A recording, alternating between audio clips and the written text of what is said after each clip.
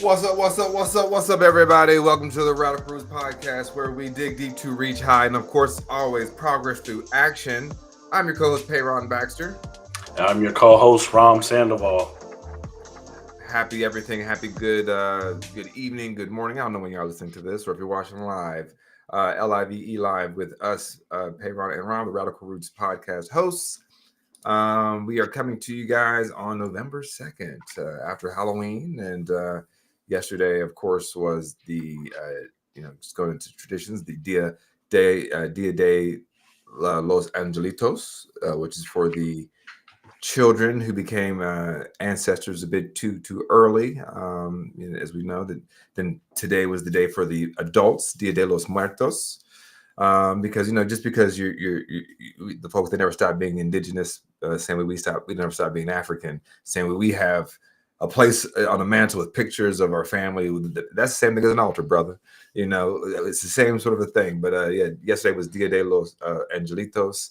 You need to put a piece of candy or a toy on the what they would call an ofrenda. Fenda, yeah, did you do Yeah, anything? I did not for that, but I just wanted to again. We want to make sure our show is as accessible to as many people as possible, and just go back to our ancestral ties, whatever that may be. But yeah, but for Halloween, for the more consumerist day, for the more capitalistic day, we were the K-pop demon hunters. I myself was Genu in his demon form. Ethan was Baby Saja. Liz was Rumi, and Ava was Mira. So we showed how it's done. What about you guys? Yeah, so we did Halloween. I just had a Jason mask this year. Didn't really go all out. Rose had Minnie Mouse ears, but the girls were a princess and Minnie Mouse, and they had a great time. We trick or treat. We did trunk or treats a couple of last week, and we did trick or treats Friday in the neighborhood. It's just way too much candy. That's going to. I don't know where it's going to go, but they can't have all the candy. It's an insane amount of candy. It's kind of ridiculous, It's but definitely an ungodly amount it of candy. is what it is. But yeah, I mean, as I trick or treated with the girls this week, I went through the whole neighborhood and. And you Uh, got some news about how you were walking, right? Yeah, so I'm running for mayor. I mean, I mentioned it last week. Guys, we have a Uh, mayoral candidate. It's not just Zoran, it's Ram. it's, yes. it's So Ram Bukhari. Zoran Mambar Ram Bukhari. Yes. if you're in Stallings, North Carolina, you can write me in on Tuesday. Just like that spelled RaumSandoval, Raum That's Sandoval. right. Get it right before you get it wrong. Uh, but a couple 2 or 3 weeks ago, maybe a few people said, "Hey, we're going to write you in. Do you mind?" I said, "Sure. Why not?" And so, I think let's say Sunday. Um, I the beginning of my week started off with me, getting on my knees and praying hard and just telling God to put me in the right rooms this week and put me where you want me, and just didn't ask for anything specific. Very thankful. Uh, and the week started off with me as at an AI. I went to an AI conference Monday and Tuesday here in Charlotte, which for me is kind of shifted. As usually you hear me talking about cybersecurity very often, but it was being in a different room, and instead of talking about how to secure AI, these conversations were around innovating with AI and being authentic using AI and being responsible with AI. But a lot of some of the biggest minds, I guess, in North Carolina around that. So being in that environment was really motivating. As I'm started a business. I'm building software called Flocustra. Uh, and it just kind of got my innovation spirit going even more. And so by Wednesday, I kind of said to myself, I think it was either Tuesday or Wednesday. I was like, it was Wednesday. I was like, let me just go. Let me just run with this. Just see what I can do in terms of the mayoral election. Because if I won, I do it and I do it well. As I've said since the episode one, things are coming down locally, right? So we got to figure out how to strengthen ourselves locally. You know, whether I win or not, I think it's important to try to organize.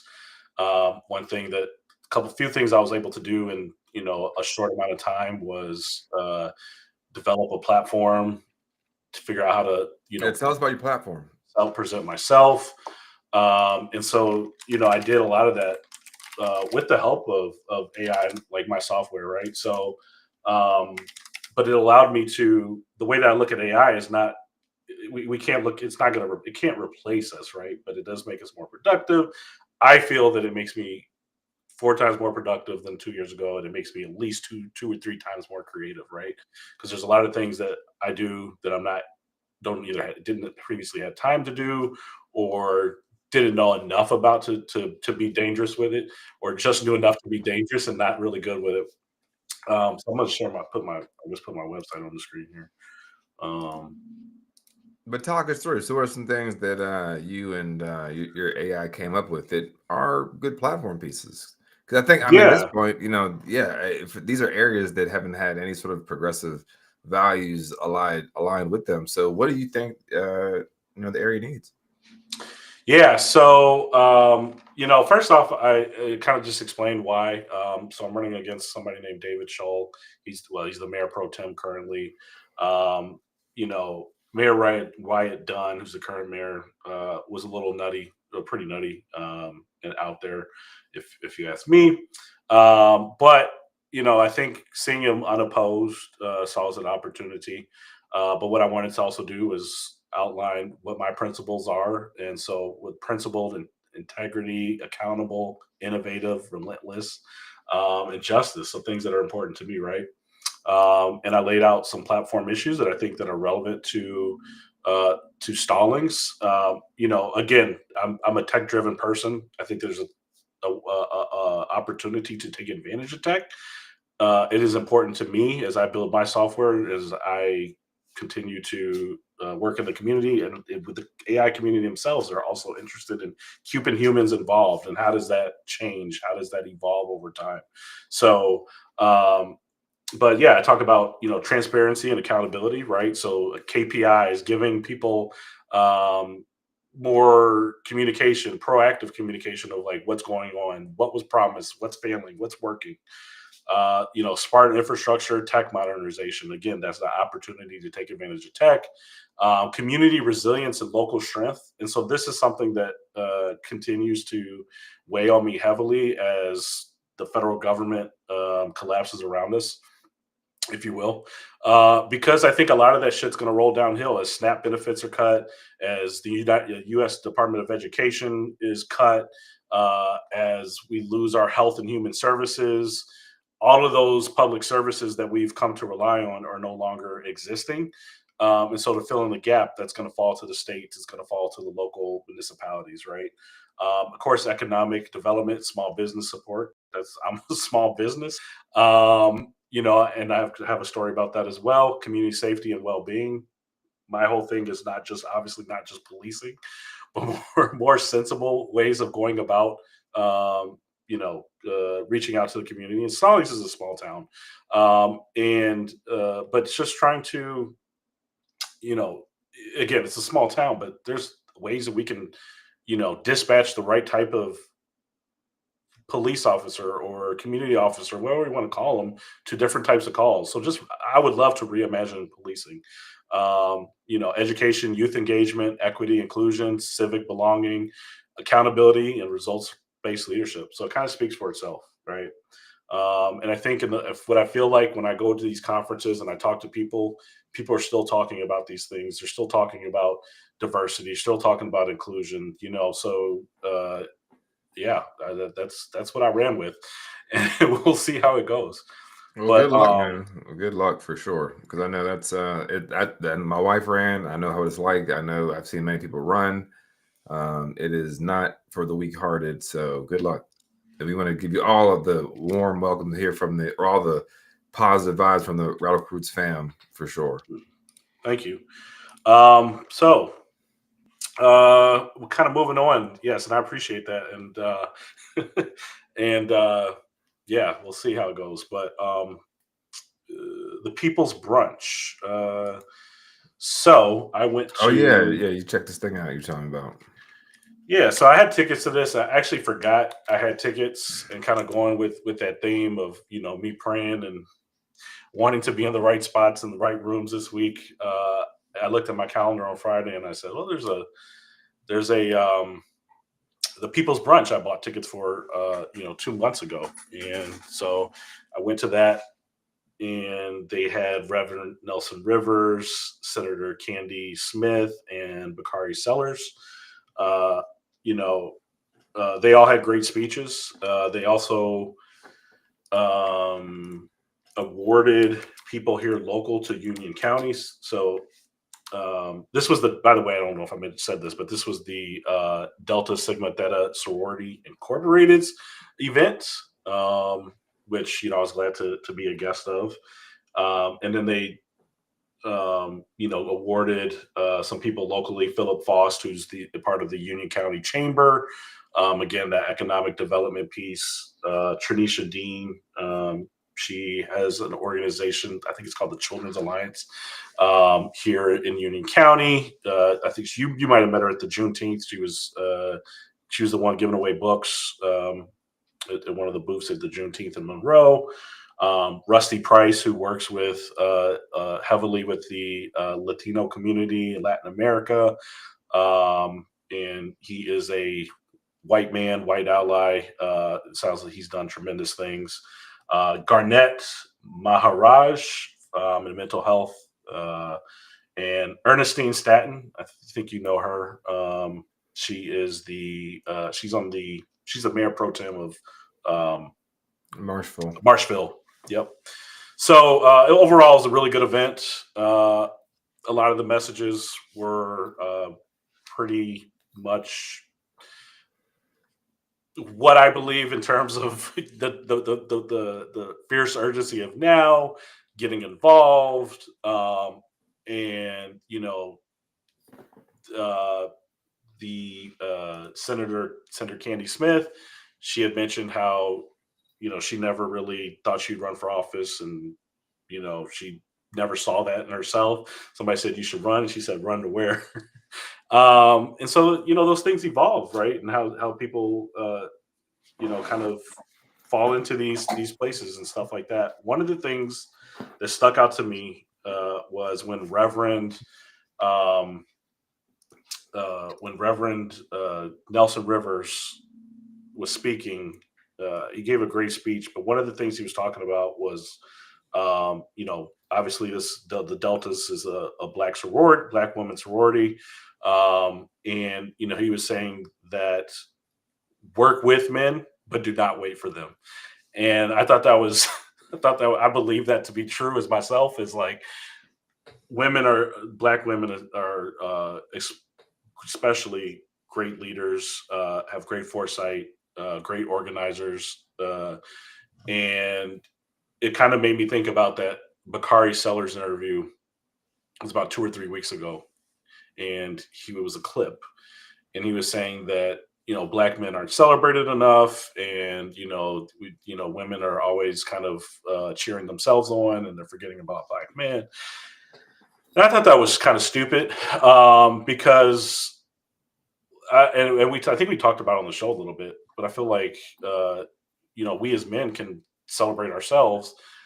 I don't think we do the pageantry as much. That event was very well done. Not to say that men can't do events, but men aren't as uh,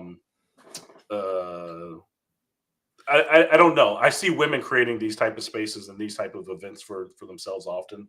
I don't see men doing that as much, but men can, right? Like you can, I can, whomever can. So I think I would love to have talked to Bakari about that. However, he dipped out immediately after, so I didn't even get to speak to him. But he basically the Reverend basically said don't wait for men. We'll come, like, find there's going to be some allies and work with them, but don't wait. And yeah, I feel like that's very accurate. I mean, it aligns historically. I mean, I don't think we could look back at any of the movements during the civil rights prior to, during Jim Crow. There's always black women who were organizing.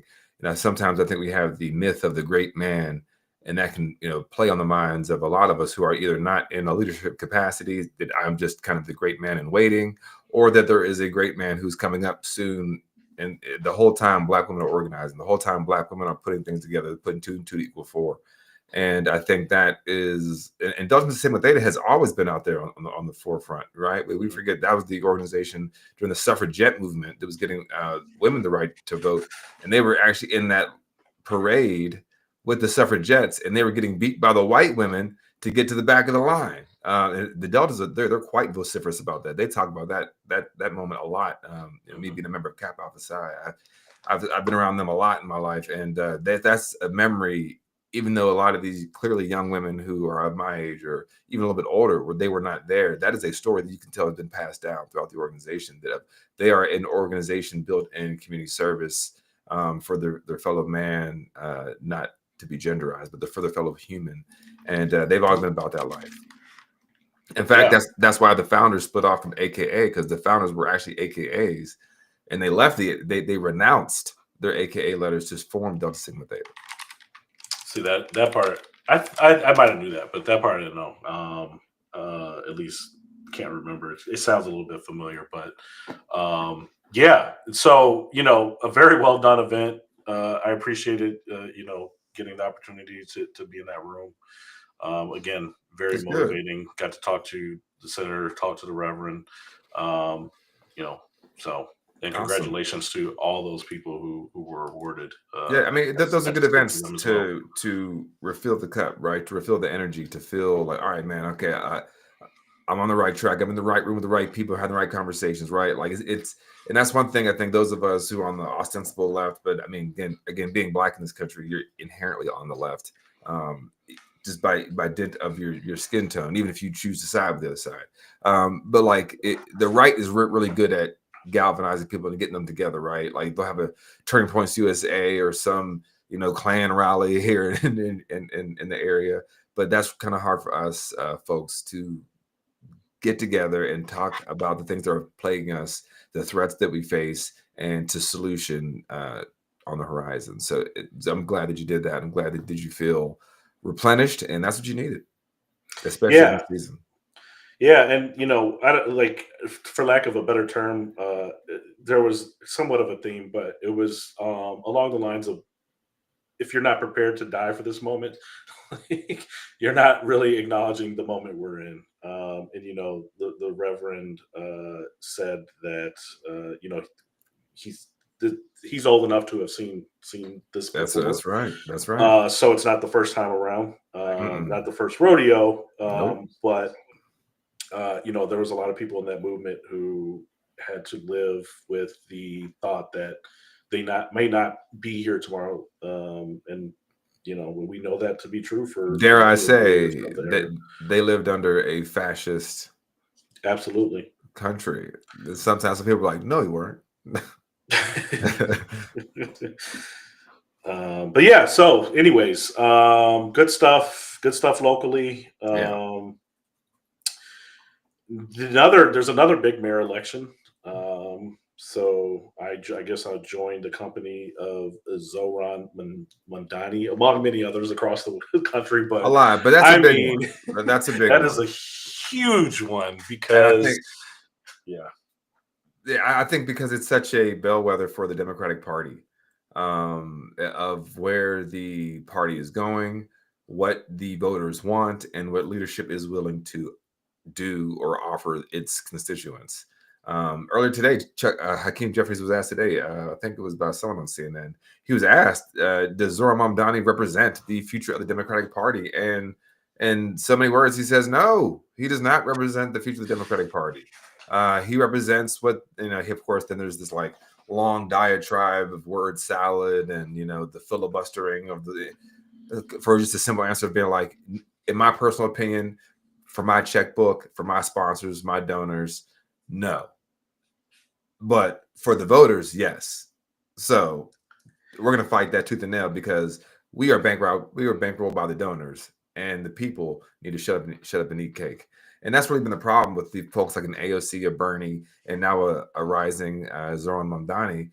They represent. I mean, they've always been treated like, okay, you're annoying. We'll keep you around because you do get people excited, and we don't, and we need that in our party. But like, we'll keep you at arm's length, right? But now Zoran has really showed that, like, I mean, have you seen his campaigning in the last few days of his time? I mean, he's put out for the past week leading up until Friday, he's had a different video in a different language, right? So he's speaking Mm. multiple types of Indian dialects. He's speaking in Arabic. He's speaking in Spanish. He's speaking in, I mean that's awesome, right? And then like it's saying that I see each part of New York City, and we can all be one thing together. And we are all getting railroaded by these corporations. We are all being taken advantage of. We are all being gouged. We all can't afford to live in the city that we have grown up and loved. And then Friday, or was it Friday? It was Saturday because it's Sunday now. But on Halloween, he went to this big, Halloween party that was out on the street. Then he went to this gay club and said we're going to beat Andrew Cuomo. He showed up there. Then he went to this. Then after that club, this is at like 1 o'clock in the morning. Then he goes to some Afro Caribbean joint. And Okay. he's sitting there and he's rapping the Afro Caribbean tunes, and he says, "All right, we're gonna win." And he says it, and I think it's called like Ivy Juice, and he says it in like this very Afro Caribbean New York like accent, like he's of the people. So what's Cuomo doing? He's going to, I forget the name of it, some like rich club, and he was there. It's like $3,000 to be a member of this club, but you can only access it from 6 p.m. to midnight. He's there with these, hobnobby people who have top hats and monogles and canes, and they say things like Worcestershire sauce, things like that, and that's how he's campaigning for New York City. So I think Hakeem Jeffries is right that this is not the future of the Democratic Party, because the Democratic Party, the establishment, does not want this. The people who do vote for the Democratic Party, the Democratic base, this does represent the vision for the future that they want to see. I think, yeah. Again, I mean, we've said this before. It can go one or two ways. Either the Democrats get with the program, or a new party starts and it's kind of splintered. Um, I think a lot of people are still fighting for a time that will never come back, like fighting for a United States democracy that lives by the Constitution, at least, and the amendments, and the things we've seen over the past 50 years, 50, 60 years. I don't really see how those things come back. When you've taken a wrecking ball, it's like, well, it's kind of like when there's an earthquake and, the building is unstable. You lose a beam or whatever it may be. You don't rebuild it. Like, that's it. They demolish it. There was a fire. That's it. You demolish it. Right. And it's not, I'm not an anarchist. I'm not the one tearing it down, but I see what it is. And, some people will get mad and say, but it's an opportunity to rebuild and kind of reimagine what we want it to look like. And kind of one of the things, and said, like, well, for me, I can reimagine how it looks to run a small city, right? How does it look to be innovative in a small city, as opposed to, an older gentleman, just kind of, business as usual, right? Or, the other mayors who are doing culture wars and things like that. So Mamdani is a breath of fresh air. And really, to me, what this time calls for, he's uh, a uniting force.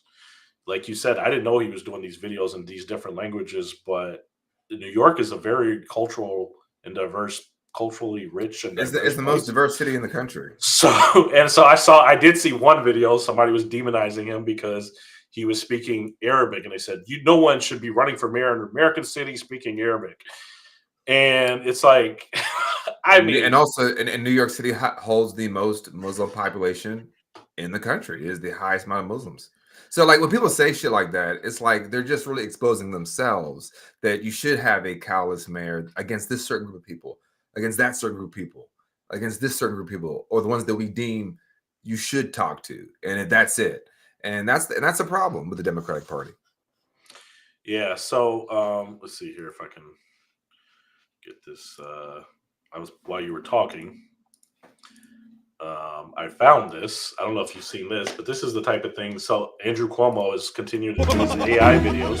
Trick or treat. Aren't you a little old to be trick-or-treating? Not according to my job resume. And where's your costume? Duh. I'm a socialist. Hey, man, just one piece of candy per trick-or-treater. Oh, I'm so sorry. I need to take 52%. For what? For the government. You can't be serious. Oh! What's wrong with you? Go away! Defund! This is insane. You are ruining Halloween. Yeah. And I'm about to ruin New York City if you make me mayor. See, I'm a socialist. Some people need to get tricked, so others get a treat. Yeah. Well, good. So, so I just got through talking about AI, and one of the things in these conferences, at this conference, a lot of it was about responsible AI. I've said it was a detriment. Is that responsible AI? What we just watched? Absolutely not. And so, I again, and I will say it all the time, the misinformation, disinformation campaigns in general is, or of a lot of things is the biggest risk to, I think, America, or one of the biggest risks, I should say. And Congress voted not to regulate AI for 10 years. Which is I think that got ripped out during the. I think it did, but there's no one. They're not doing it. That's the thing. Yeah. They're still not doing it, and so. Well, it wouldn't allow states to do it. So I think the Democratic states are going to put some regulations in there. Yeah, Colorado has something. Yeah. California is working on something. But federally, they were trying which like, becomes a mess. Which is how every single thing. That's why the privacy laws are a mess. Privacy in California, Illinois are more stringent than other places. Mm-hmm. And so, if you're a small business and you're working in 50 different states, you have to keep up with the privacy laws in each state that you do business. So again, you create these. There's no regulations, so people can create whatever they want. There's no requirements for watermarks or some sort of signature so that it could be identified as AI. And we see these videos. We've seen, I don't know if you've seen these Snap videos, yes, they have Snap benefits with all these black women saying the same thing over and over again. I got 7 kids with 7 different men, blah, blah. And it's like, white people are like, I can't believe it. But like, this is how you get people to kill government programs. Yeah. And so, and here you have somebody who's running for mayor and they're using AI maliciously to attack their opponent. Come on. He's a good guy. He's already a disgraced governor. Come on. You do expect something better? I mean, there's like people get act like they're starting from the same moral standpoint. Like Andrew Cuomo already had to quit. He already quit, y'all. As a state, like this, fuck y'all. Fuck these people. Yeah. So, but yeah, I'm gonna quickly just see if I can pull up the other video. No, it's been. Dami. So we have this race here, and Andrew Cuomo is now. I think he also had a video after the last debate where he says, "When does foreign policy have to do anything with the mayor of New York?" And someone stitched together a fantastic montage of that first debate where they're like, "Where would you go after you became mayor of Israel?" And then he goes on to, he won't condemn globalize the hot frittata. He won't do it. What is he's against? He said he would arrest Benjamin Netanyahu. And it's like, dude, you're the one who's gargling Israel's balls. Like that's you. And what Mamdani's saying is, I'm going to take care of Jewish New Yorkers here. I'm going to fight anti-Semitism. I'm going to make sure they feel like they have a place and that they can afford this city. Very direct, very succinct. And this is what they cannot do because they want to bluster. And Hakeem Jeffries and Chuck Schumer and Kristen Gillibrand and Andrew Cuomo up in the Catskills wants to do all this. It's like, dude, the people have spoken, and I think the current polls that he's up by like 10 points. But he's running through the tape. He's not leaving anything up to chance. Um, Yeah. I was actually going to do a phone banking thing for him on Friday, but then I realized that was Halloween. But I was going to do a phone bank because we can do it across the country. So go to zoran4nyc.com, and he has slots up to be able to phone bank for him, or Canvas if you're up in that area. But yeah, he's running through the tape. Okay, yeah, that's good. And yeah, like every little bit counts. You know, Senator Candy Smith, I think she said she won by 12 votes in her election, right? So, that's right. Yeah, I mean, yeah, every Run little through the bit tape. counts. But yeah, I think it's probably just play a little bit. مشاريعكم الصغيرة وتدفعوا إيجاركم I mean, and he's right there in that clip. نيويورك. A second before, there was a Palestinian flag there. الآن حتى Like, 2 نوفمبر. he's يوم winning, الانتخابات not يوم because 4 he's نوفمبر. afraid أنا منكم وإليكم. of talking about سنراكم. Palestine. He's running into it. He's winning because, in spite of it, right? The fear that so many Dems who are tied to AIPAC, he's like, listen, I'm for Jewish people, but I'm also can see a genocide and say this is a genocide, and these are absolute war crimes. And I also want Israelis to be safe, and I want Palestinians to be safe. I want people to have full determination of their lives, not some European group of people, the United Nations. I want those people, because guess what? I'm from a marginalized group. I'm friends with people. My wife is from a marginalized group, and everybody deserves to be able to have self-determination for themselves and their people. And that's a very succinct, clear message. It's not a lot of mumbo jumbo. It's not, well, the Democratic base and we are a large tent and next. No one's talking about that. And people are tired of that shit. Yeah, I think it's dope. Also, you can go through like different neighborhoods. New York is massive. I mean, it's one of a kind in certain ways, and to speak different languages and be cool, go into these places. Whether or not, I mean, he seems very comfortable. I don't think he doesn't seem uncomfortable at all. He's a very suave politician that's with the people. I gotta find this. But I mean, I call diversity America's superpower, right? And if you can create something that feels inclusive to everyone in the neighborhood, in the city, in the state, that allows cultures to practice their traditions and not harm other people, then so be it. So you would think that this man was the most negative person on earth. So fuck Hakeem Jeffries, by the way. But Mamdani needs to win this election. I think it'll breathe a lot of life into a lot of folks. Let's see how it goes. What do you got? What you're looking for? I think I do here. Yeah. So I'm going to. How do I put this in the group chat? I got to send this to the. Yeah, Radical Roots group chat. Girl, just send us Radical Roots. This was great. How do I share it to the group chat though? Oh, they got copy. Here's my question: what's Mamdani's position on a Black hate crime bill, or his stand on reparation for Black Americans? I don't know, but I know one thing is that he's for a hate crime bill. And again, we have to understand this is a country. I posted earlier today about SNAP. I said if SNAP was for just straight Black people, it wouldn't exist. It wouldn't exist. So when we do this thing like, what do you want for straight Black people? It's that when you're talking about the people who are the most disenfranchised in this country, and you're talking about bringing all those people up, that inherently helps Black people. And I know people want like, oh, we need a specific thing. There was an Asian hate crime bill. But I go back to historically. Again, if you're watching this show, MJW125, I always use history. Like when we got the Civil Rights Act passed, it wasn't the Black Civil Rights Act passed, right? It wasn't the Black Voting Rights Act, right? It wasn't the Immigration and Naturalization Act for just Black countries. But we fought for those things because we knew if we actually got the same thing this country says that they want, that these white boys say that they wanted, they put that ink to paper when they created the Constitution, the Bill of Rights, then that would help everybody. That would help us. And that's when really, truly, the true, I would say, the formation of this country happened. That was only 60 years ago. So I hear your point about does he have some specifically for Black people? But when he talks to black people, when he goes to black neighborhoods and he engages with black people, and guess what they're talking about? Their cost of living. They're talking about police brutality. He's spoken about police brutality. He said that when the NYPD has that boot on your neck, who we know who has boots on necks is not white boys up in Tribeca. It's folks in Brooklyn and the Bronx that look like me and Raum. He says that boot is laced by the IDF. So he's tying it all together.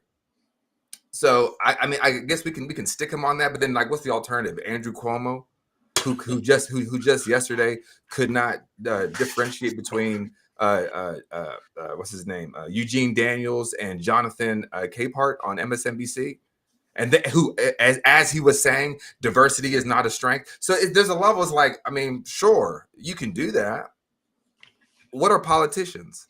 Politicians are tools to get what? Rights and resources. Period.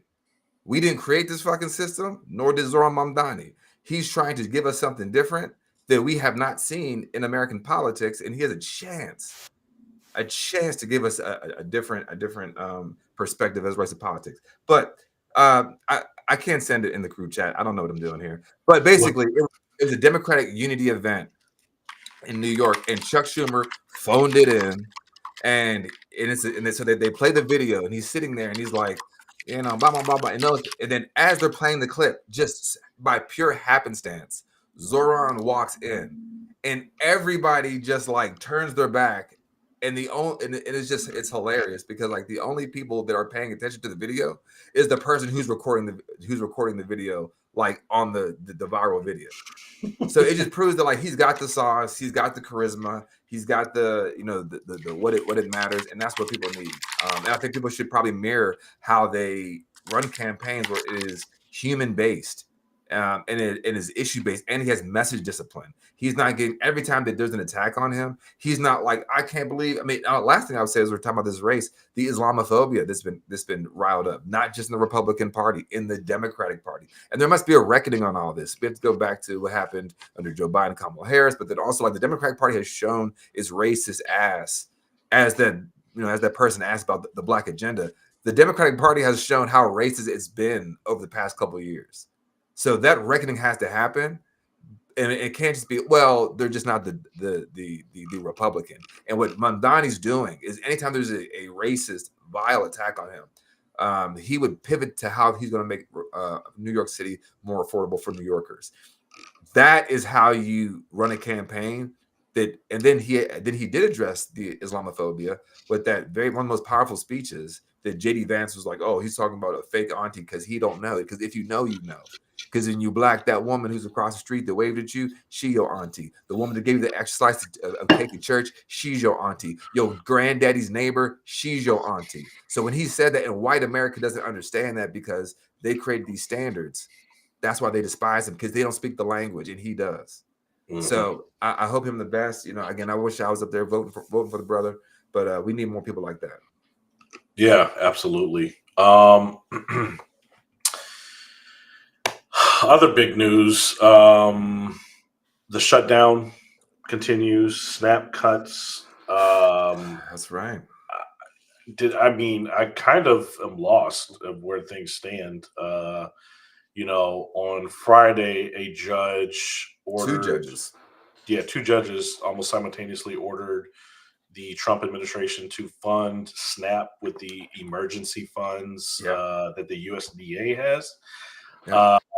Trump, I saw something Saturday morning saying that they would allow it because you had to do it. I mean, I don't know, but that doesn't really mean anything to me. So, and I don't know if these funds are actually being distributed. I don't know if you have any information, but I don't. But I mean, because the thing about these government shutdowns is any other time in history when there's a government shutdown, even in his first term, people worked around the clock to get the government reopened. This is a time they're not even attempting to put on we're here, we're burning the midnight oil, we got our coat slung over our shoulder. None of that. They're just not there, right? Democrats have been inside of the Capitol. They've been in DC because Mike Johnson told them to be 2 hours to 4 hours to be able to get back to DC, get back to Capitol Hill. Republicans are back in Texas. They're back in California or wherever they are, Wyoming, South and North Dakota. But like, I think it's really endemic of how like what their goal is, and I think we talked about the ability to, starve the beast to kill the beast, and this is a piece of it. And if they can't control you through, I think that No King's Day rally really did piss them off. And of course, we have our critiques of No King's Day, but I think the No King's Day rally and him saying he's never seen 7 million people come show up for him, like on some like public displays of affection. In fact, his voters are embarrassed to say they voted for him. Anytime you run across someone who says, I don't want to get into politics or politics, it's because they're MAGA or they voted for MAGA and they're embarrassed. Like, that is the level of, he knows that, he's tanking the polls. People are pissed off, they're getting laid off. Again, white people are going to be impacted broadly by the SNAP cuts and we forget about this is also married to insurance premiums going up.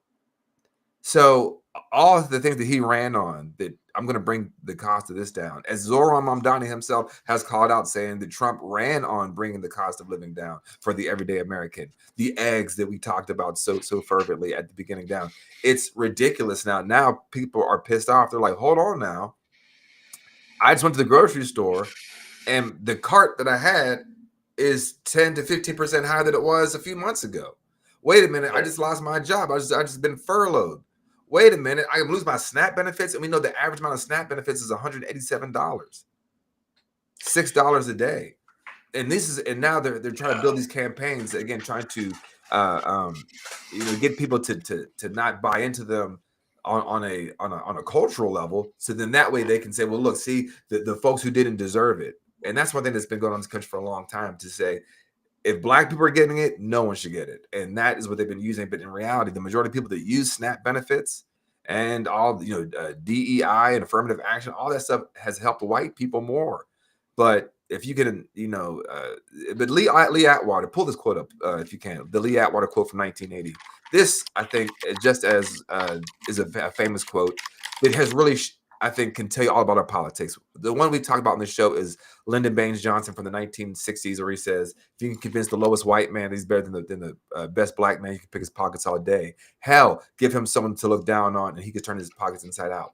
Another comment that I think really shaped the modern political experience post Lyndon Johnson is Lee Atwater, who was an advisor to Ronald Reagan, George H.W. Bush, and countless conservative luminaries. And I believe this was in 1980.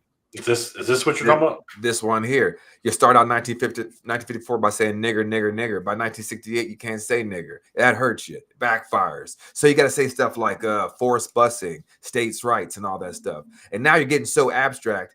Now you're talking about cutting taxes and all these things that you're talking about are totally economic things. And the byproduct of them is Blacks get hurt worse than whites. Mm. This man was a intellectual force behind several presidents until he died.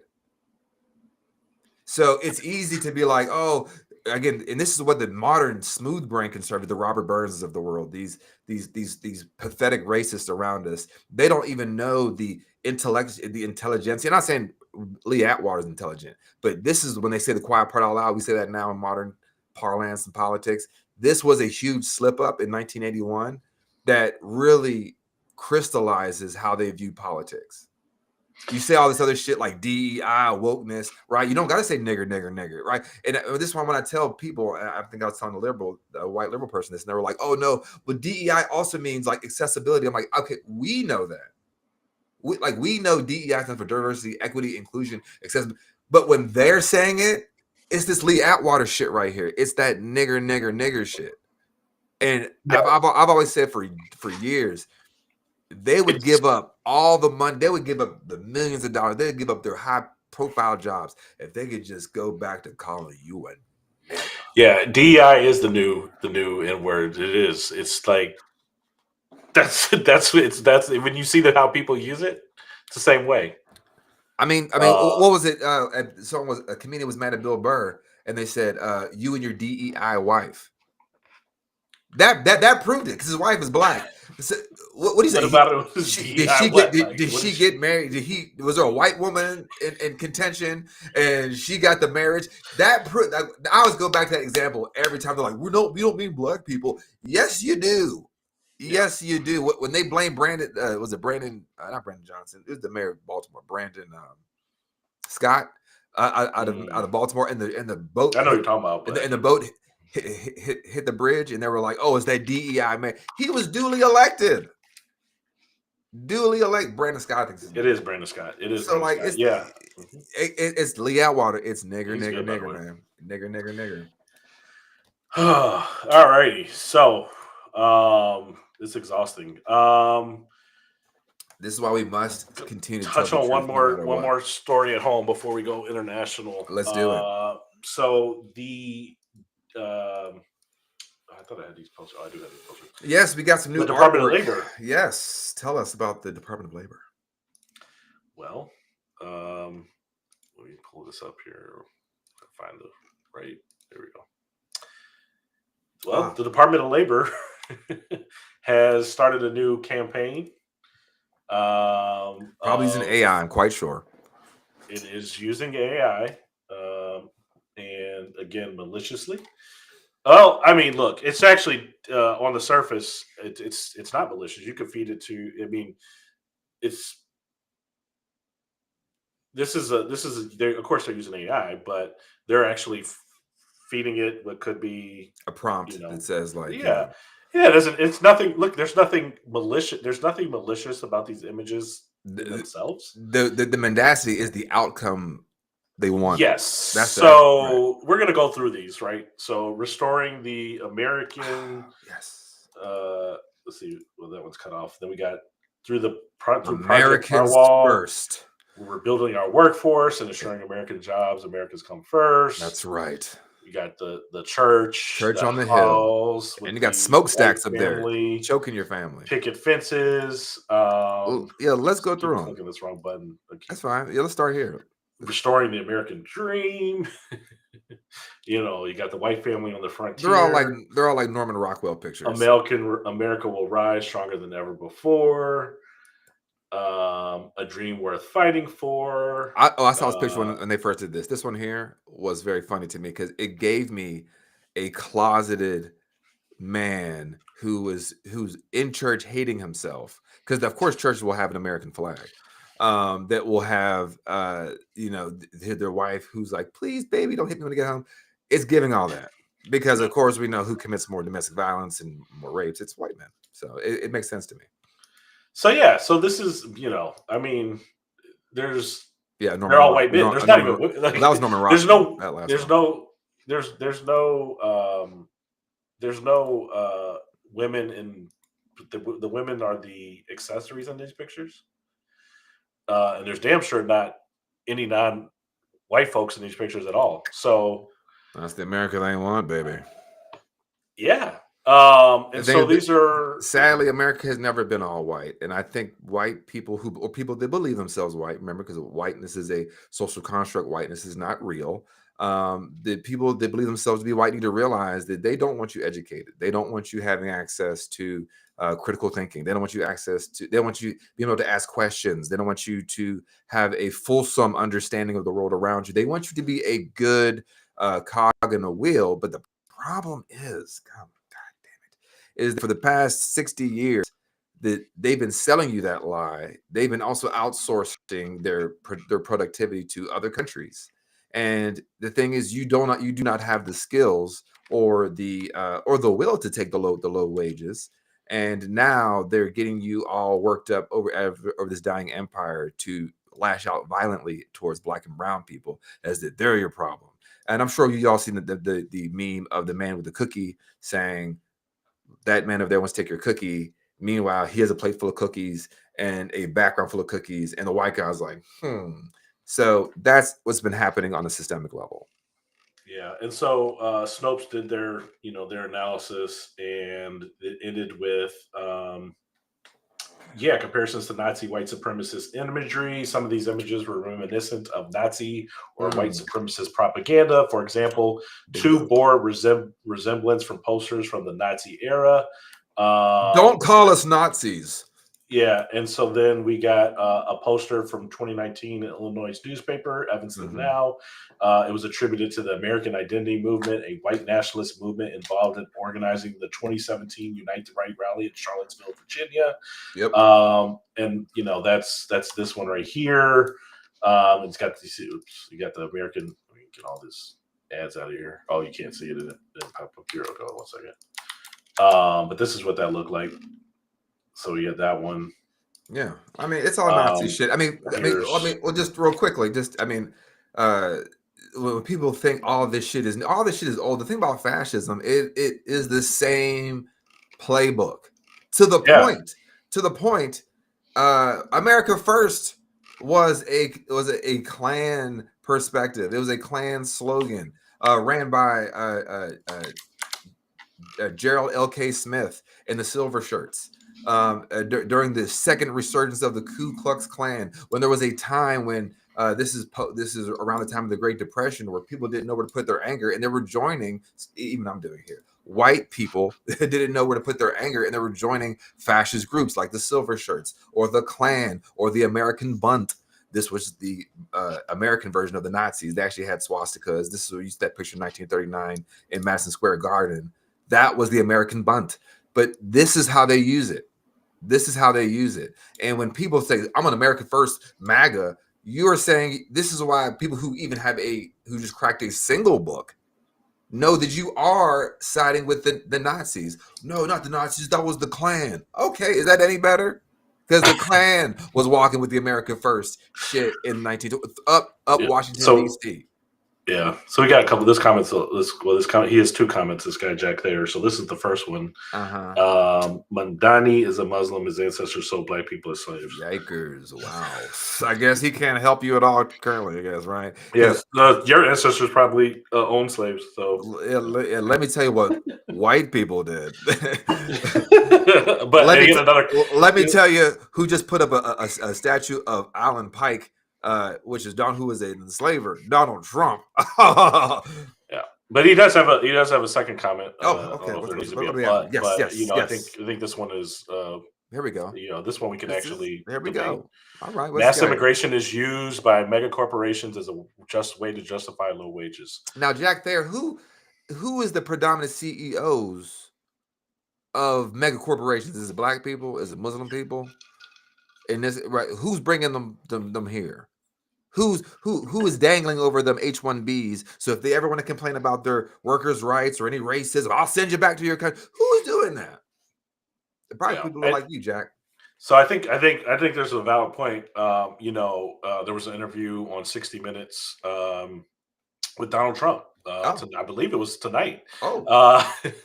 And they said, well, he said they were saying how ICE was treating people and breaking their windows, pulling them out of cars, and he said, well, it's not enough brutality was his answer. And she said, well, I thought you were saying it was going to be the criminals, and these people aren't criminals. He's like, they are criminals. And there's like, but no, these are landscapers, nannies, housekeepers, and so first off, I don't like, she's sitting here deducing these people to just landscapers and nannies. Right. But, and then he says, well, I actually need landscapers and nannies and need those. So, because why? Because, well, one, they pay them less. Two, because you can abuse them. They're probably can abuse them. Can get away with it. This is what white culture is. This is when we talk about like capitalism. This is what white culture is. Like it's the ability to want to dominate, control, keep people meager. This is why they're cutting SNAP benefits. This is why they're doing furlough. They want people so bent over so they can feel tall. This is what Toni Morrison said, that like, if you take away race, what are you? Are you any good? Are you kind? Are you loving? Do you love yourself? Like, if you need me on my knees for you to feel tall, what does that say about you? But she was saying that interpersonally. But think about that on a systemic level. That's what this shit is. I want people to be so afraid, so cowed, so I can feel tall, so we can feel like we're LARPing in our camo, and we look like that we're the modern day Gestapo because my son doesn't love me and my wife's and that she's a bitch, and I just want to just punch somebody and throw a woman to the ground, and I'm gonna. This is all weakness. If you're strong, you don't have to do this. If you are convicted within your messaging and what you stand for, and you have a politics that is of transformation, you do not need brutality. And I want to remind people, anytime there is a cruel law, it is inherently unnecessary. If there's a cruel law, it is inherently unnecessary. Any law that is cruel. But folks like Jack in there, and who's the guy we had a couple weeks ago? These people, they hate themselves. They hate themselves, and they think that if I brutalize that person over there, then my dollar will go further this year. Your dollar's never going to die. In fact, Jack, me and you have more in common than you do with Donald Trump, brother. Oh, yeah.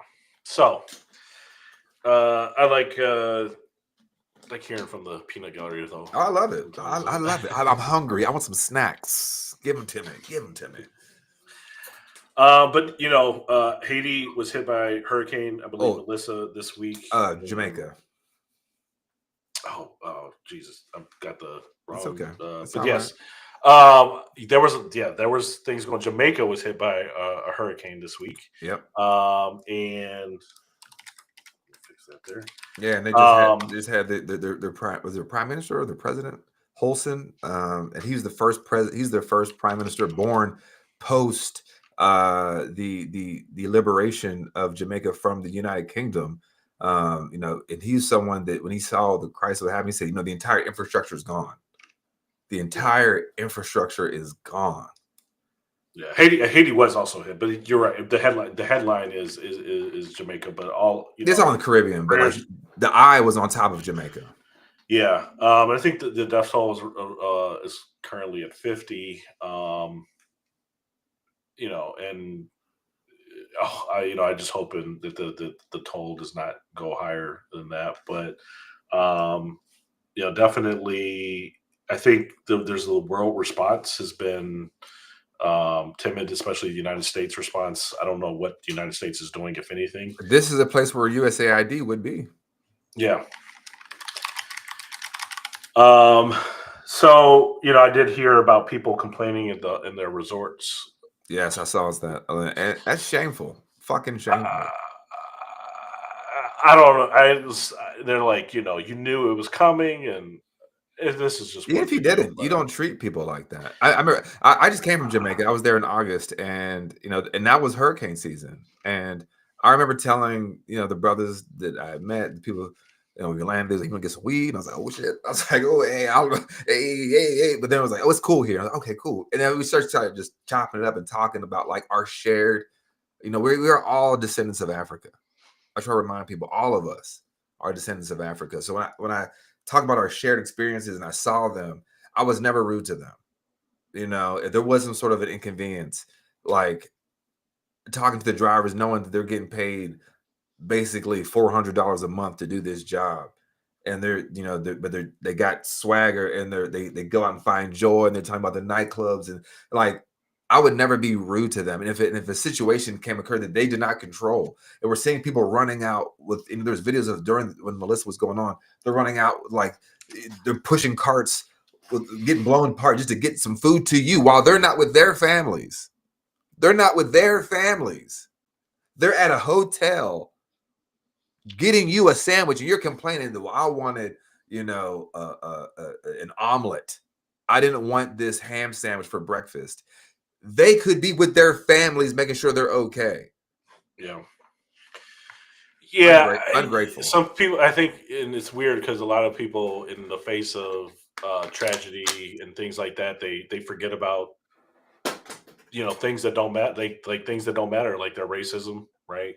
Like, these are black folks, though. These are I know, but I'm yeah. just saying that people forget. Usually, most people, they just you see somebody about to die in a river, you don't say, well, that's a white man. Like even racists will lend a hand, right? Like, Yeah. and so I think it's kind of weird when somebody's just like he has the audacity to, go up to an employee and complain. I mean, it's like it's a time and a place. Like when you get back home, you can call, Hyatt or whoever owns. But what are you gonna say? Like, what are you mad at? I don't look. Who get like? All I'm saying is, exactly. I mean, like it's a hurricane. Like, should we have so go hurricane? Like, what should we do, man?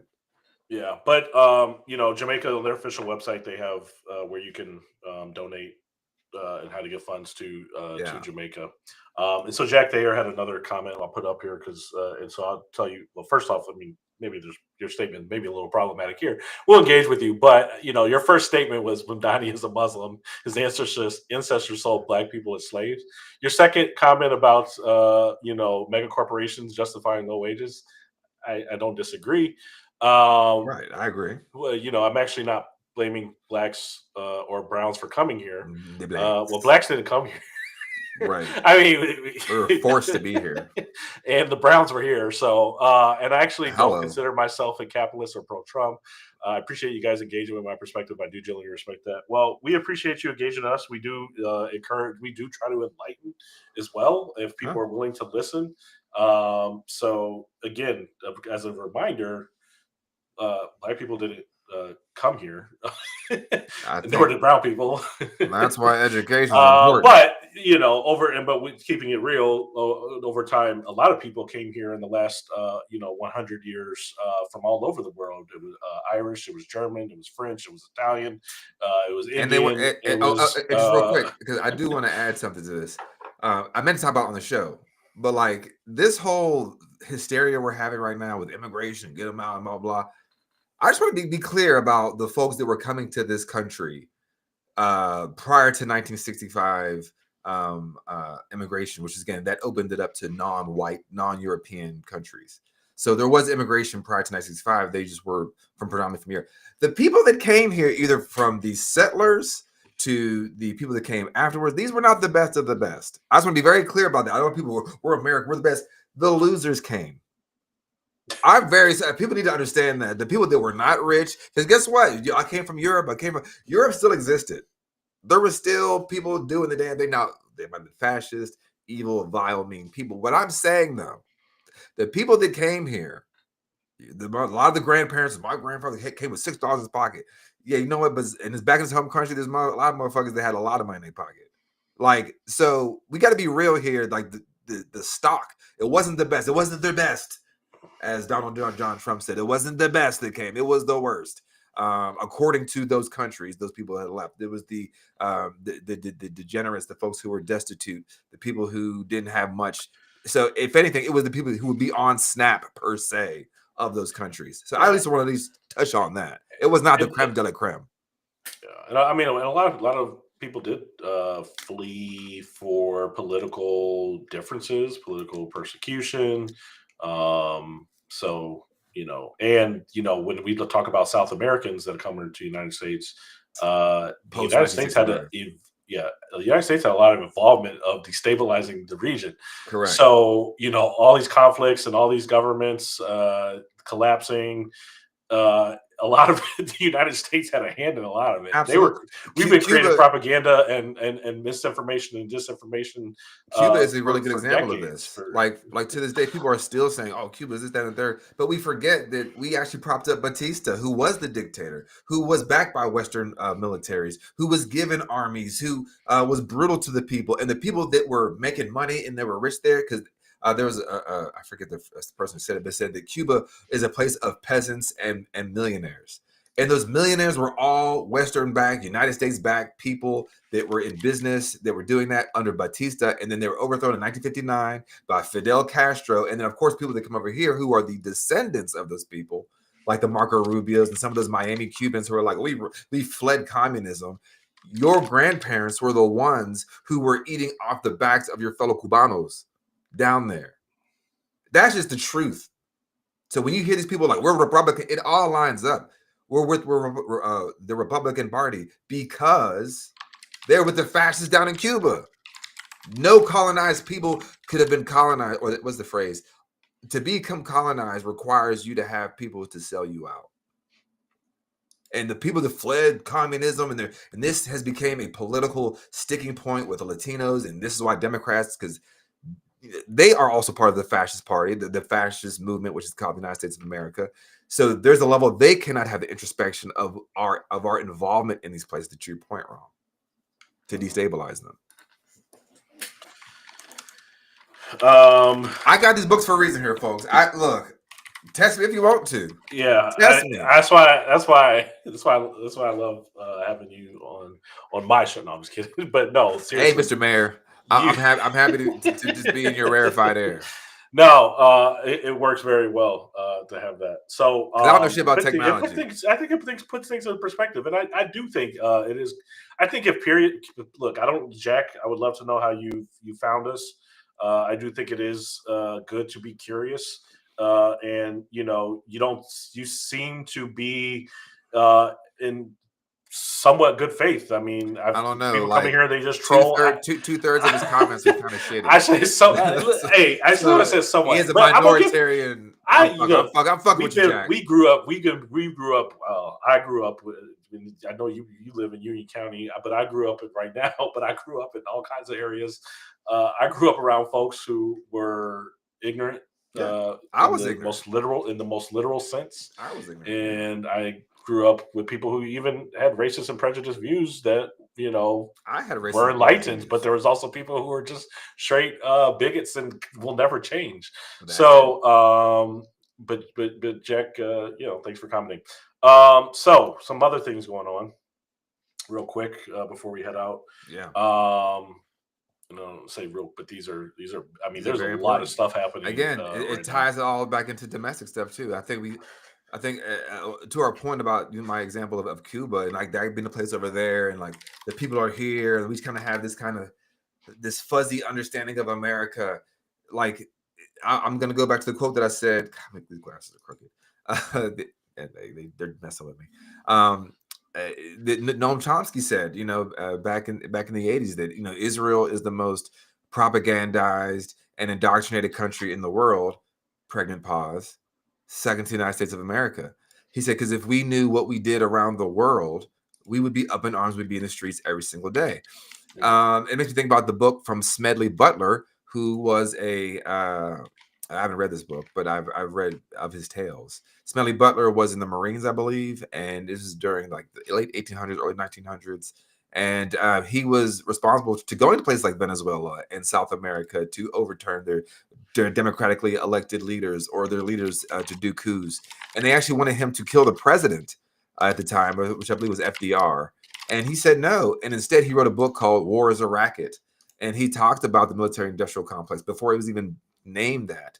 And he basically was a truth teller. He was someone who was disillusioned about that. And I think as we talk about Cuba, as we talk about Puerto Rico, as we talk about Sudan, Nigeria, Jamaica, these places where Western imperialism has had a stranglehold on these places, he was one of the truth tellers. And I think we have to not look at these places, especially we are being told by people who have always been humanized, who our villain is. And we just had the recent passing of Sister Assata Shakur, who said that only a fool allows someone else to tell them who their enemy is. And for too long, we've allowed people who don't have the same stakes, the same threats, or the same investment as we do tell us who our enemy is. Muhammad Ali said, during the Vietnam War, you want me to go fight them folks? Ain't nobody ever string me up that look like them Asian folks. Anybody ever stop my right to vote? Anybody ever stop me from getting a job that look like them?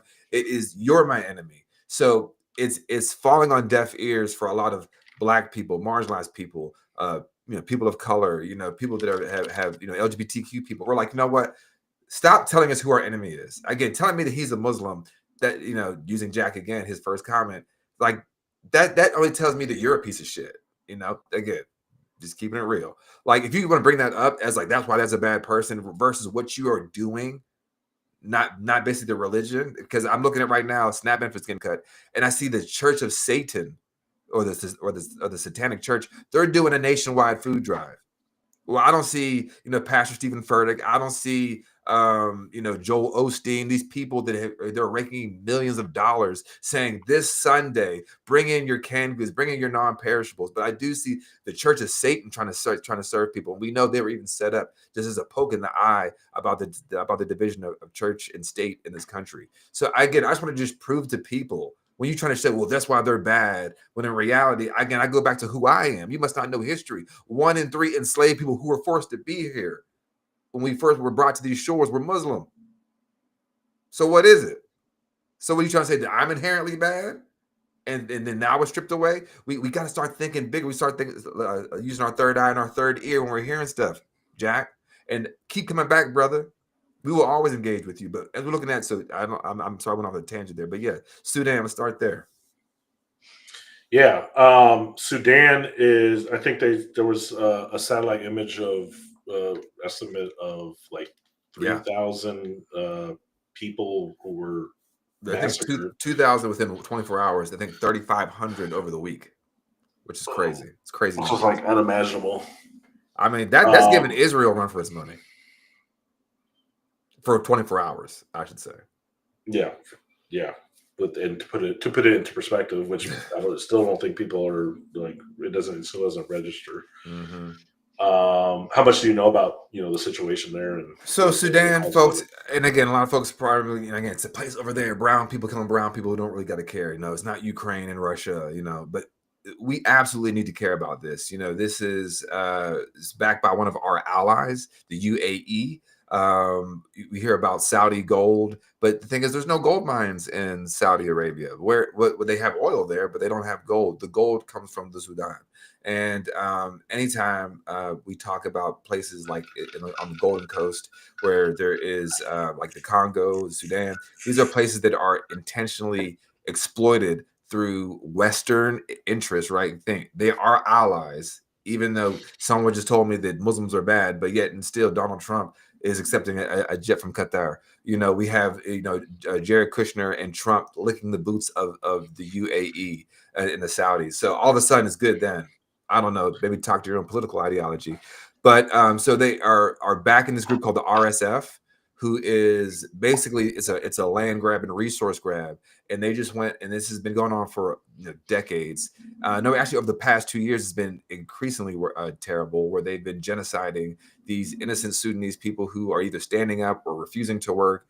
And the most recent pictures were of women and their children hanging from trees, slaughtered. There was one guy, and I'm talking about from firsthand. Like the guy's phone is him. The video we're seeing is him recording, shooting people in the head. Children, our children's age, in the back of the head with their hands tied. And there was a picture from space where you could see the blood pool from space of how much blood is in the sand, how much is soaked in the sand. So when we talk about like why we should care, when you go over there, we just have folks going to Riyadh. These are all the same people who are supporting these genocides. And it was when Dave Chappelle, or it was Pete Davidson, said a check is a check. That's what he's talking about. That's where that's where the money is coming from.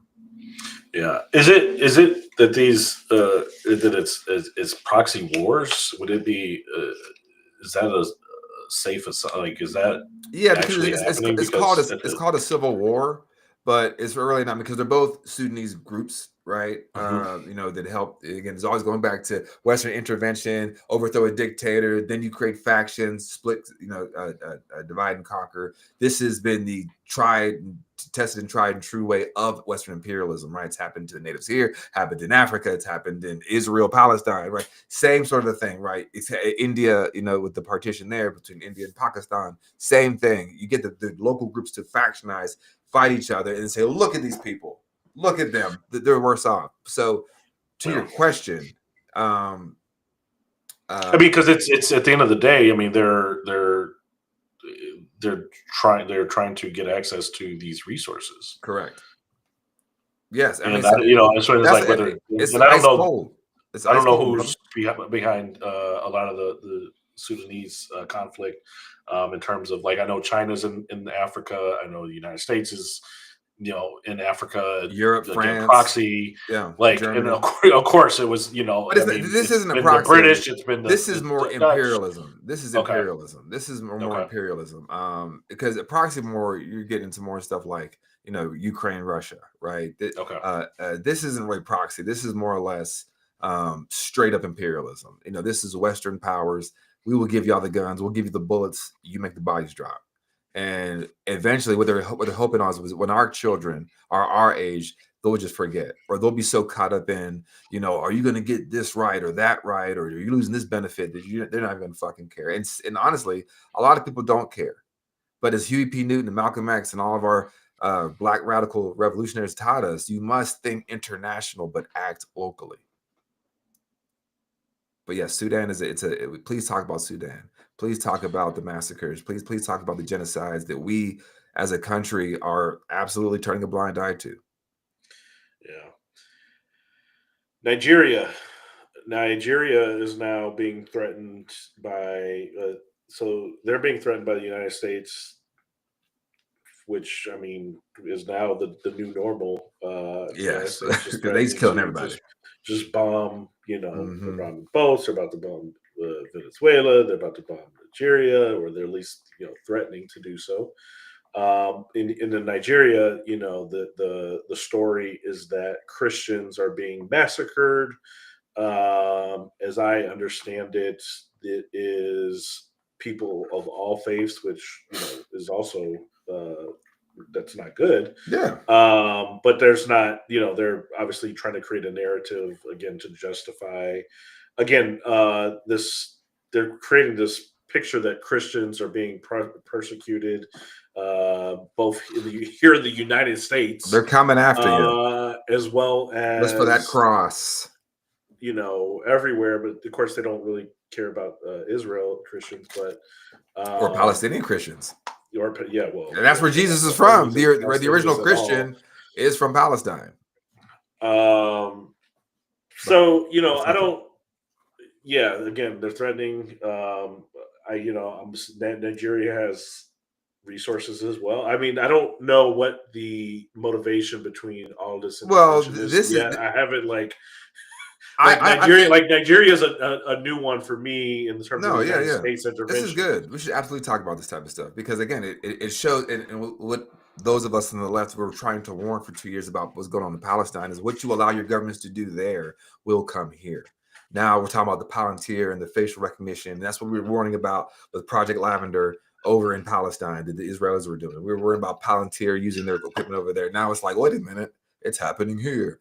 Anyway, but Nigeria is a really good example of the trying to control the narrative to create these, these boogeymen, specifically Black boogeymen. So this has even reached up to folks, our favorite fan of the show and friend of the show, Bill Maher, where he was, talking about Mamdani again, being afraid of this thing, and then saying, "Well, have you heard about Nigeria?" Oh no, it was in reference to Palestine. So I think it is being used as a distraction to say that don't look over there, look over here. If you care so much about these Palestinians, why don't you care about what's happening in Nigeria where they're killing Christians by the boatloads? Now, this is the issue. Nigeria is yes, under threat, absolutely, no question, under a group called Boko Haram. I'm sure you've heard of it over the years, over the past few decades, Boko Haram. And they are a terrorist organization as it relates to a terrorist organization where they've been, of course, propped up, supported by the West in the past. And of course, once they get the guns, the arms, they start saying, well, I don't need those Americans. They can't get over here fast enough. Well, I can kill these people. I can rape these women.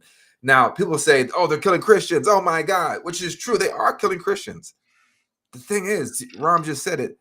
They're killing Muslims, too. And they are a Muslim organization because what they want power.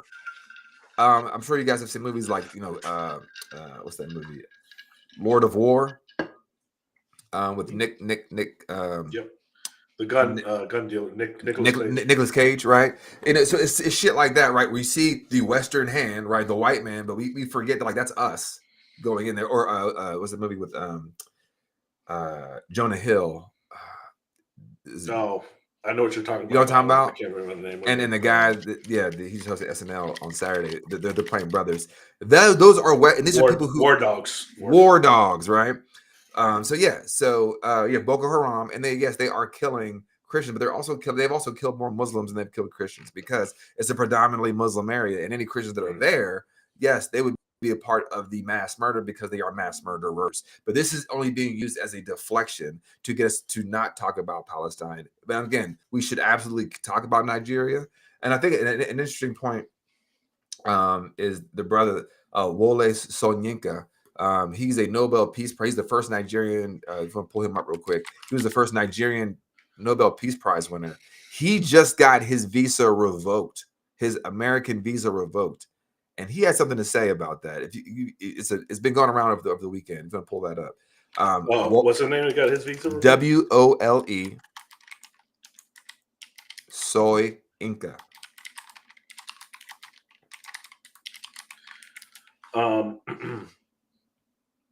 Okay, and they is that said video or just like it's a video, and they're like, and basically he read the letter from basically Marco Rubio's State Department, like, oh, we're taking away your because they're trying to get people to normalize. We can denaturalize of Idi Amin. It's 4 o'clock. We arranged a call. I think it was 4 o'clock about a week ago. And I remembered that I referred to him as the white version of Idi Amin. Now, dictators are very difficult to please. I would have thought that he was pleased. I want to assure the consulate and the Americans here that I am very content with the revocation of my visa.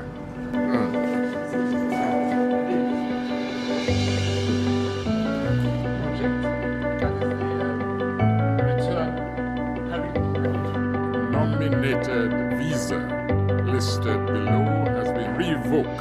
I don't want to run into the... You all know what's been going on. It's all over the media. You have friends, you have families there. So I said, it's not about me. I'm not really interested in going back to the United States. But a principle is involved. Human beings deserve to be treated decently wherever they are, wherever they drop their buckets, even places where they're just visiting briefly. Thank you. Going to go down as one of the great prime ministers you watch. What do we want it? That brother came from real stock. He's 91 years old. He's and earlier in the video, if you guys missed it, he said he made plays about Idi Amin, okay, the brutal dictator from Uganda, where Zoran Mamdani was born, right? Who was there after they were liberated from that. Who's also a part of, unfortunately, the war crimes in Sudan. I mean, as we talk about how these things are intertwined. But he said, I called him the white version of Idi Amin.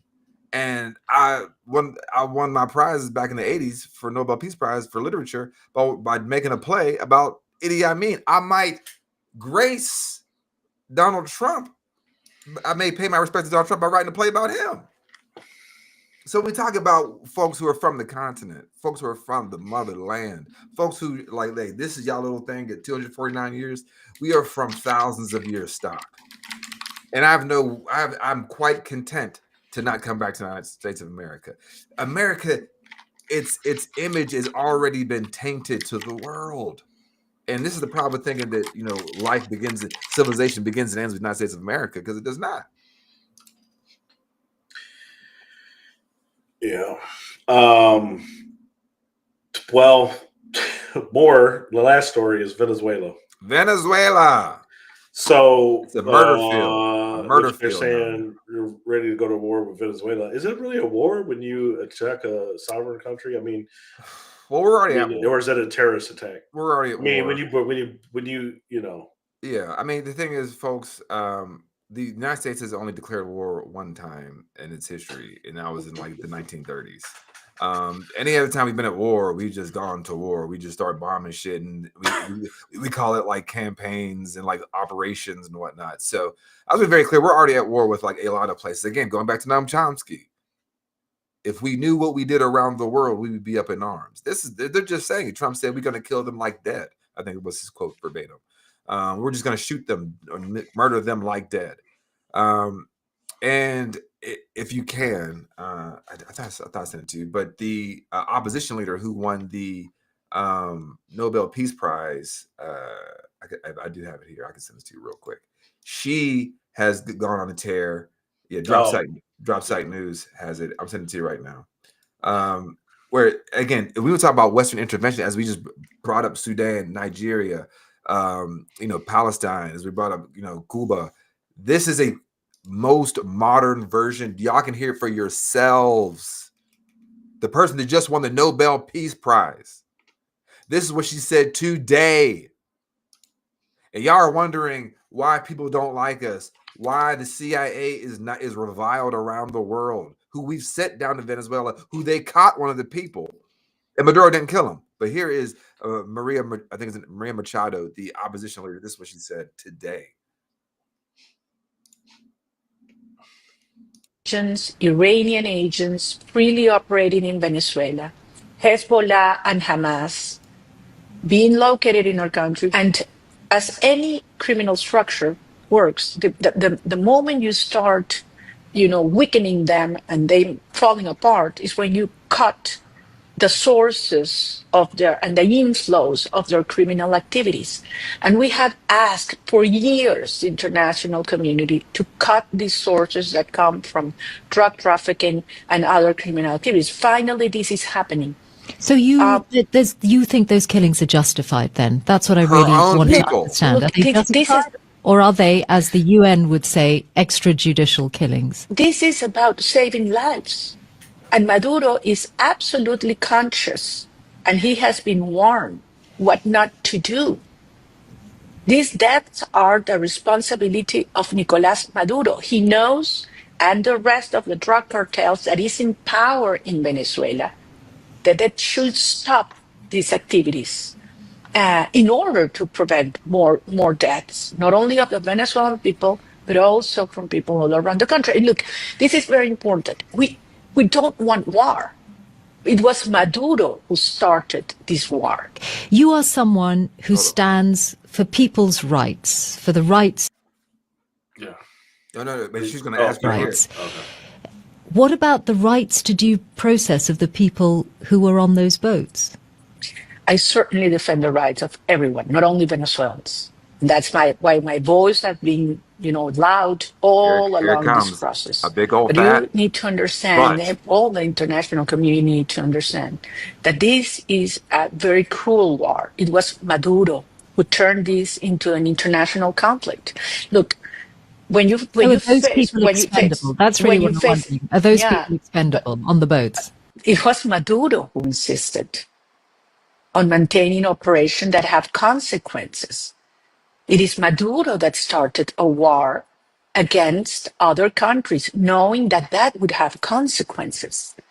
I am talking about this process is about saving lives, millions of lives. Yeah, it sounds like the same old, same old. I mean, she sounds like somebody who's getting ready to be installed as the president by the CIA of Venezuela. Mm-hmm. So, I mean, that's why she dedicated her award to Donald Trump immediately.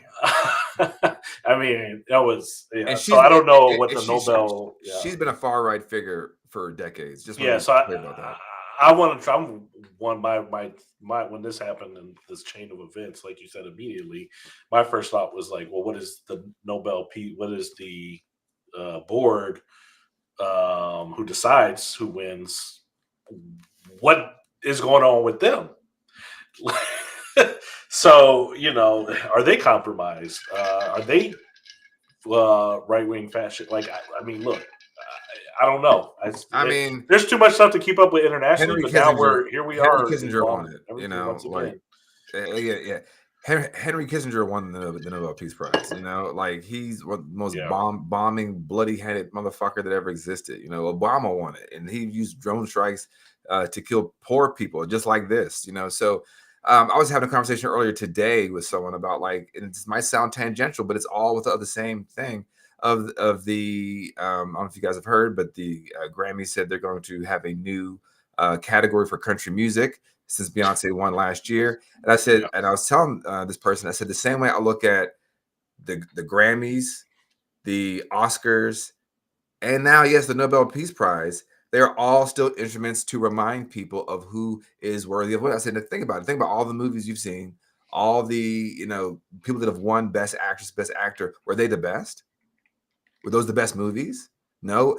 Taylor Swift has won countless Grammys of the albums of the year. It has, and it hasn't. I couldn't name a single song, but Beyonce could sell out tours around the world, right? So like, and I tie in with Simone Biles, and I said that too, right? Simone Biles, where she created such fantastic otherworldly human moves, they then penalized her. Yeah. Right? Mm-hmm. The Nobel Peace Prize, these are all examples of who deserves to be considered the best, who deserves to be considered someone that when you see all the CEOs are white men, well, you reminded the Grammys, well, yeah, white people are the best. You see all the judges and lawyers, predominantly they're all white people. Well, yeah, think about the Oscars. These are meant to remind people. So when there is someone who is fantastic, like a Beyonce or a Denzel Washington or a Motaz Azizi, who should have won the Nobel Peace Prize for being in Palestine to document his own people's slaughter. They are reminding us why the system is unfair. And a lot of us, we internalize that. We're like, well, yeah, I guess Taylor Swift, she's popular, so she should win that album. Versus, is the content good? Is the quality of the music good? And now we've seen a lot of Karen bickering about Taylor Swift, so I'll put that aside. But to the point of the Nobel Peace Prize, these are totems of empire to remind us of who should be allowed to be revered.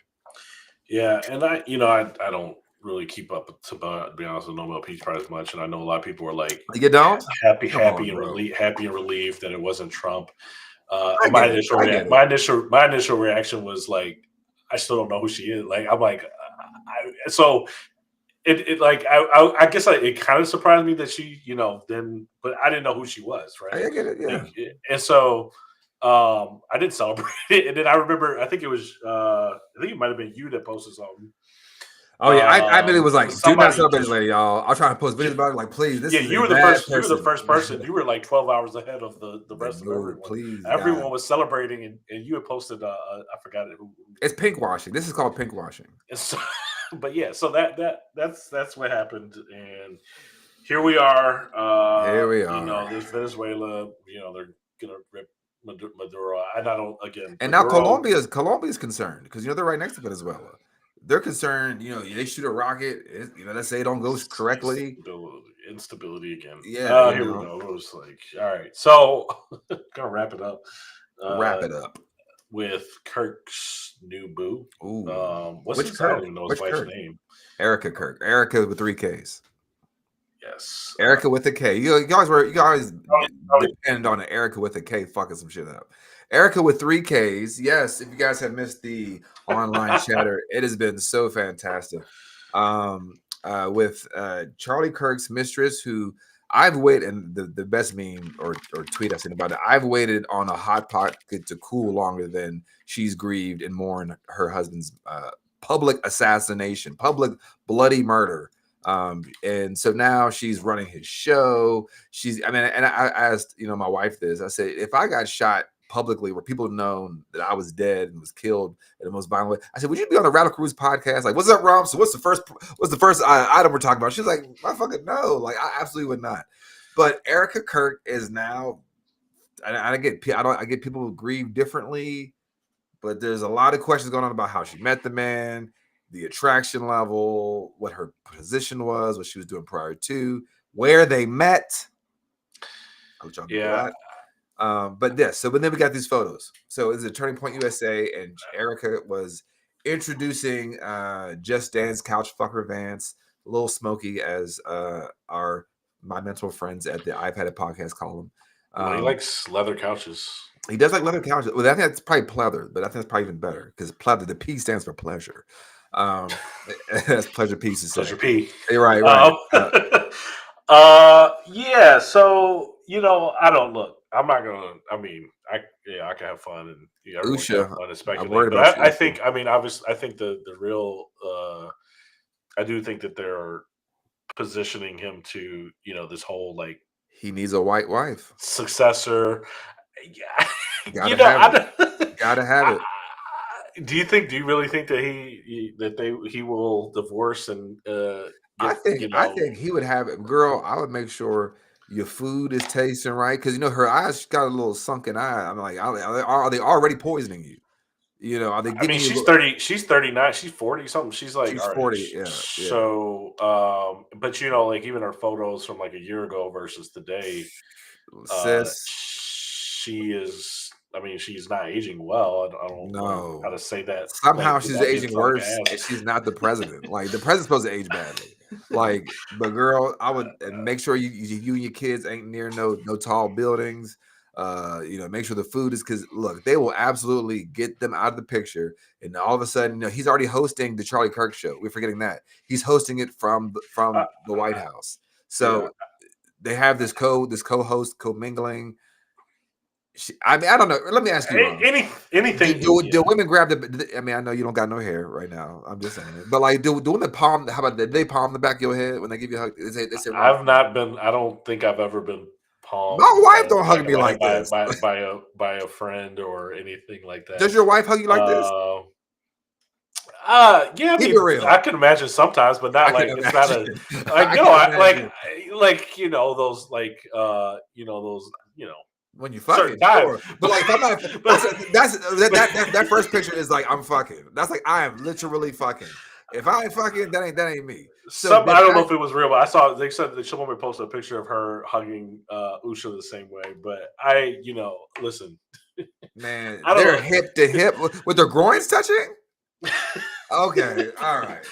I don't look. I did say when Charlie Kirk when that happened that I will partake in conspiracies because absolutely. that whole thing does not make sense, and sure don't. It continues to not make sense, and the Trump being shot in the ear, that does all these things. I'm very suspicious, right.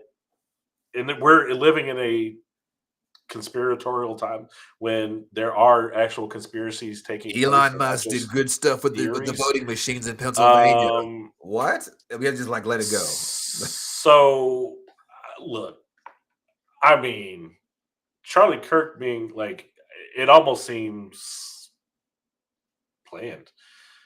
I mean, because look, we all have that day comes for all of us, right? We all are gonna meet our maker one day, and I think they see that the clock is ticking, on Donnie John.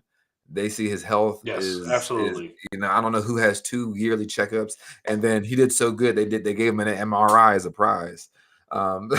So like the idea that they know they have, if they want to run their Boston on us, and they know Trump is honestly just a fucking useless, stupid idiot, and he satiates the base. They know Jans can't satiate the base. In fact, when he was picked as Trump's vice president nominee, wasn't it not Nick Fuentes, the white supremacist who was outwardly calling out JD Vance because he has a brown wife and brown kids? And now we have Kevin Robinson, who is the CEO of the Heritage Foundation, saying that we are aligning, because remember, it was the Fuentes versus the Charlie Kirk coalition, and Tucker Carlson just had it down with Nick Fuentes. And then the intelligentsia of the right wing, Kevin Robinson, says that we are going to embrace Nick Fuentes, basically saying we are going to unify. We're going to stop this Groypers versus the Charlie Kirk. These gangbangers, like, what is going on?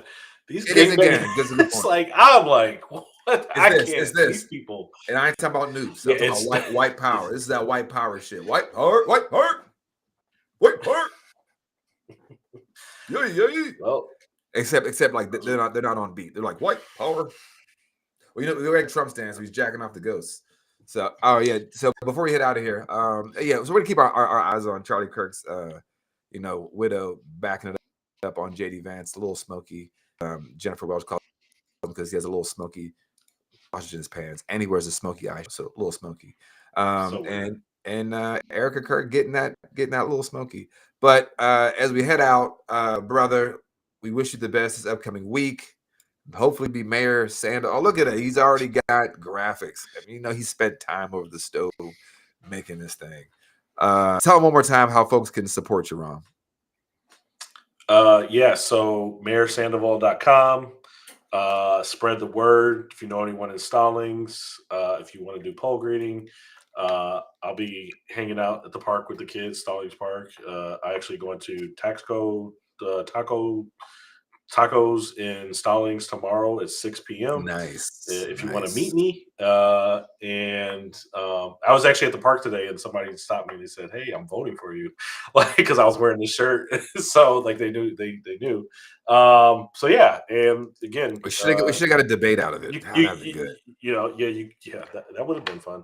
But you could donate, and if you want, on the website. It's last minute. And donate to what? Anything. Donate to the campaign. I've spent all the money I've gotten. I spent turned around and spent it on flyers and the website and the shirt. And then, like I said, if I have any left over, it's going to go to Union County, either the Radical Roots or some causes. Probably at this juncture with SNAP benefits being cut. Common Heart or other. Yeah, I'll talk to you on the back end about a campaign finance law that my wife she's actually currently. There's things that we can do, there's things that we can't do. People do good other stuff, but either way, we wish you the best, brother. If I lived in that area, I would definitely write you in, bro. But yeah, folks need change around here. I think there's just this built-in complicity and this built-in and no accountability. Just complicity, no accountability. Learned helplessness is what I call it, actually. So there's a learned helplessness. People are just kind of like, oh, whatever. But you know what? Why not write me in, right? Why not support Raum? So I appreciate you stepping up, and you are a role model for so many. So again, we wish you the best from the Radical Roots. Yes, thank you, appreciate it, and thank you everyone, and go have a good night. All right, folks. Well, I am your co-host Payron Baxter. I'm your co-host Raum Sandoval, and we will see you next time.